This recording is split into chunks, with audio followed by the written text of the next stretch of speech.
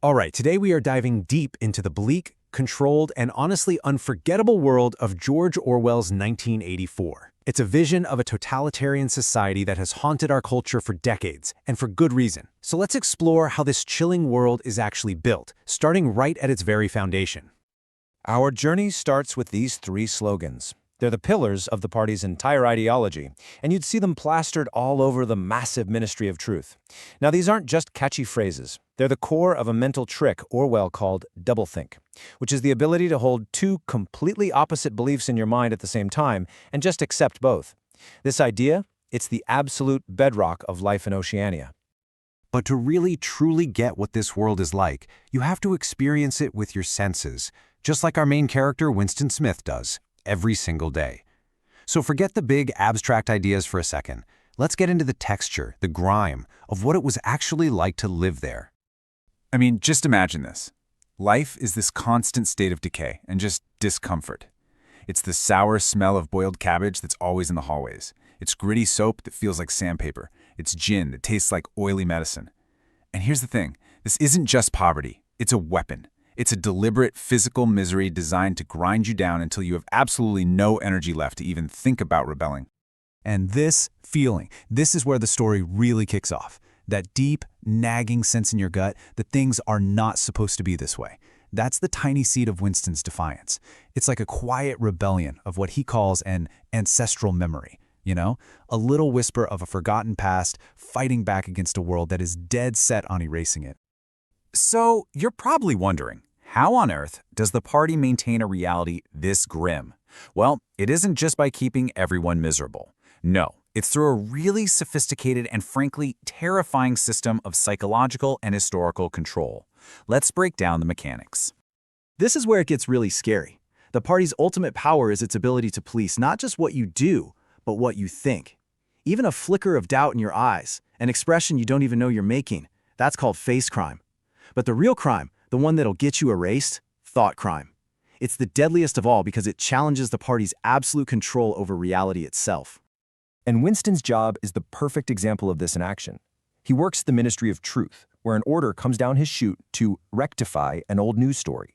He finds what's called an unperson, someone who's been vaporized, totally erased from existence, and he replaces them with a completely made-up hero, this Comrade Ogilvy.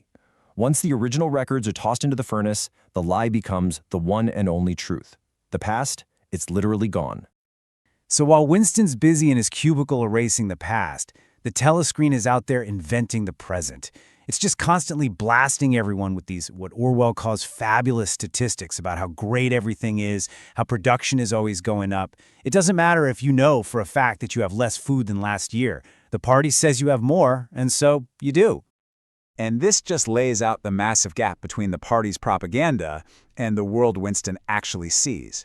The official story is this vision of strong, beautiful, heroic people.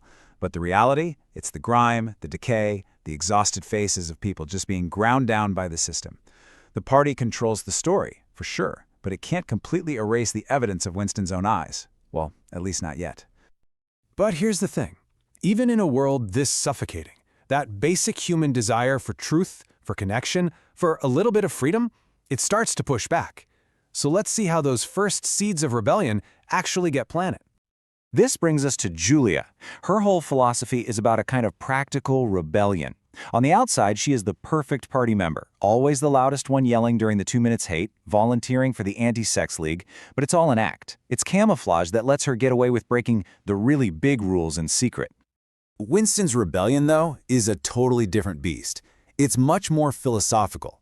It all starts with this terrifying, simple act, writing down his forbidden thoughts in a secret diary. This one phrase, he knows this is an act of thought crime.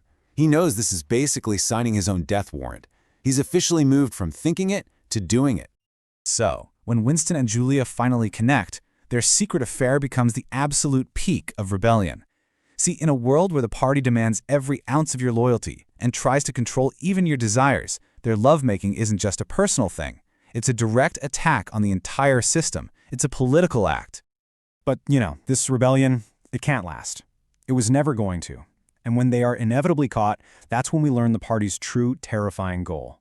It's not just to punish people who step out of line.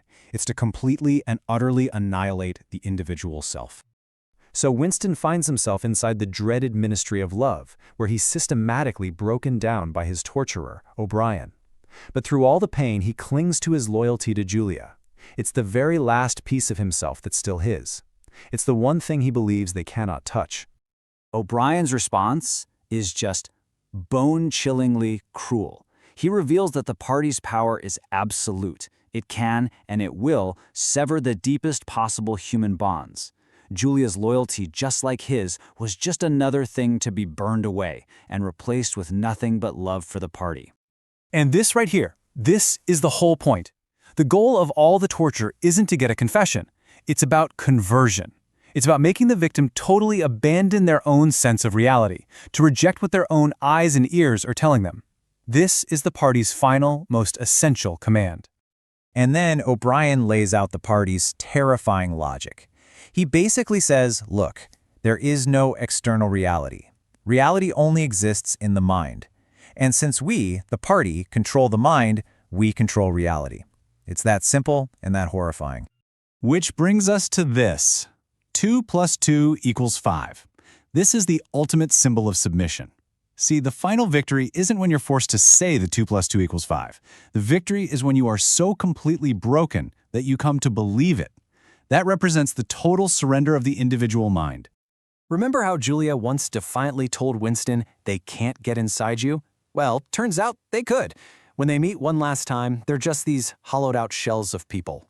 They both confess that in their moment of ultimate terror, in room 101, they screamed for the other to be tortured in their place. The betrayal was total. In the end, all they cared about was saving themselves. And so the story ends, not with some grand martyrdom, but with Winston sitting alone in a cafe, tracing 2 + 2 = 5 in the dust. He has won the victory over himself. He loves Big Brother. The novel's enduring power is that it forces every one of us to confront this question. It's not just a story, it's a profound warning about power, memory, and reality itself. If you found this explainer valuable, please don't forget to hit that like button and subscribe for more. Thanks for watching.